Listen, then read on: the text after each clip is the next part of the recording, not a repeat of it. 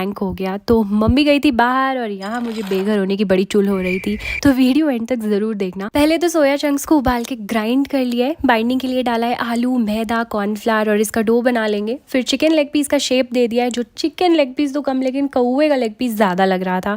Never mind, अब leg piece या तो 4 होते हैं नहीं तो 6, लेकिन मैंने अपना पूरा दिमाग लगा के 5 बना दिए। फिर एक तीखी ग्रेवी बना ली। प्याज और टमाटर को फ्राई करके डालेंगे कैप्शन में मेंशन किए हुए इंग्रेडिएंट्स। पानी डाल के कुक कर लेना है। अब बस फ्राई किए हुए लेग पीसेस को असेंबल कर लेना है। और भाई साहब, कोई देख के बोल सकता है कि हमने कोई स्कैम किया है। इसी के साथ मैं